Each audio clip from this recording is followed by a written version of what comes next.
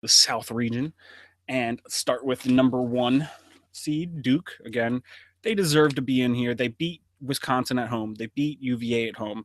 So as whereas I initially said to myself, hey, I think UVA would have been a better number one seed than Duke, just because of the consistency of play all year. Duke had those big wins, and they had the big wins at their opponents' places. So that's two top five teams. Where I guess, yeah, Wisconsin got a number one seed. UVA would have gotten a one seed at their own home. So Duke did end up deserving this one. So they're going to have to play the 16 seed, which is either going to be North Florida, Robert Morris. Robert Morris, in my opinion, has a little more tournament experience. They've been there a couple more times in North Florida. So I have them winning that playing game, but then Duke demolishing them. I mean, number one seed has never lost to a 16 seed. It's not going to start now. Then we have San Diego State playing St. John's. St. John's, I don't know. I don't really have any reason for this one. I just have a gut feeling they're going to get past San Diego State. Then we come back to the number 5 versus 12 matchup. This is going to be huge every single time. This is the biggest upset, even though I don't consider it an upset, that happens on a regular basis. So I don't know why. I honestly don't know why. I don't know what it is with the 5-12 matchup that gives the 12s not the advantage, but equal playing field. So we'll see this.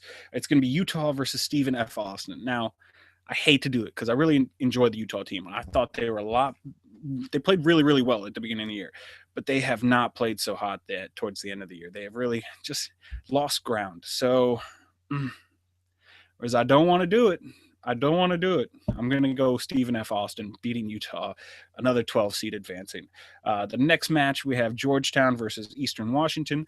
I think Georgetown got seeded maybe 2 seeds higher than they should have been. They, 5 or 6 seed I saw better for them. But one thing they're going to have to do is they're going to have to go all the way from Washington, D.C., all the way over to Oregon. So maybe the committee was like, you know what? We're going to make them travel really far. So let's give them a little bit of break on the seeding. I don't know if that's fair, if that's how you should play it, but that's how it happened.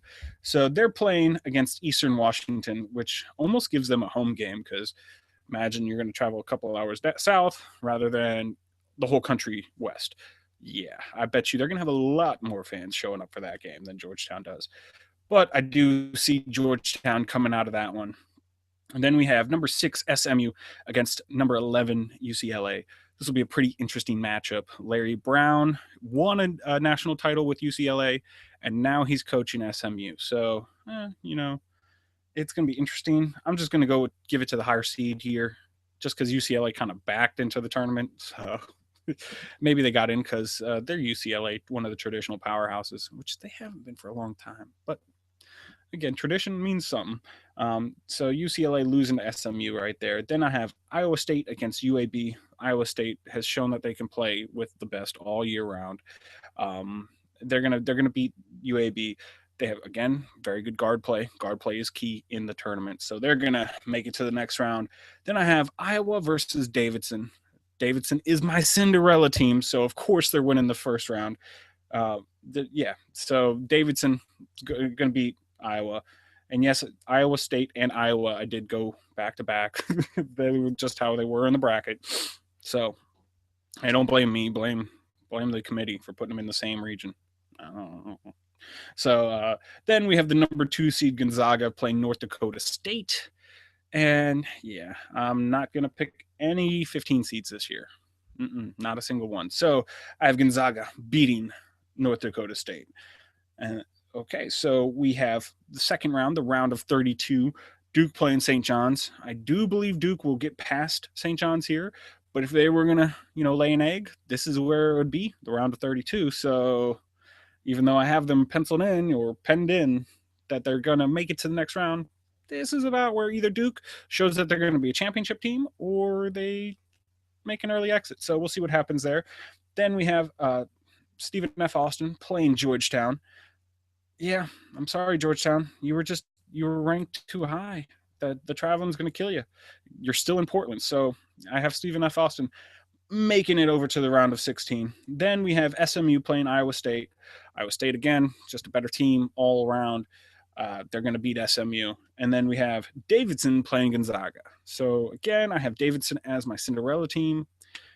I think they can beat Gonzaga. I just think they have the scoring ability to, if Gonzaga is a little cold, but it's hard though. The reason I really put Gonzaga as winning this one, because they're big, they're athletic, they're fast. I mean, these guys are huge. Davidson can score though, and you can't underestimate scoring in the tournament because again, what's the point of the game? Outscore your opponent. So we'll see what happens. I do have Gonzaga going on to the round of 16 there. Then we have in the Sweet 16 we'll have Duke playing Stephen F. Austin. That's my bracket at least. Duke will advance past that, but you never know what Stephen F. Austin can do. Then we have Iowa State playing Gonzaga. I do have Gonzaga beating Iowa State. Then we have Duke versus Gonzaga. And you know what? I got Gonzaga moving on. That's going to be my Final Four team from the South bracket is Gonzaga. So far, we have the East is going to be UVA. The South is going to be Gonzaga. So let me know what you think. You think Davidson will make it a little bit farther? Is that your pick for a Cinderella team? Is Duke going to come out of this one? Am I just wrong? They're not going to lay that egg. They're going to keep going on the shoulders of Okafor. Let me know what you think. Did I have Georgetown get knocked out too early? Is Stephen F. Austin, the 12 beating the 5, crazy? Hit me up. Let me know. Comments down below. Of course, at Where's My Face on Twitter, Google Plus, and Facebook. Always good ways of getting a hold of us.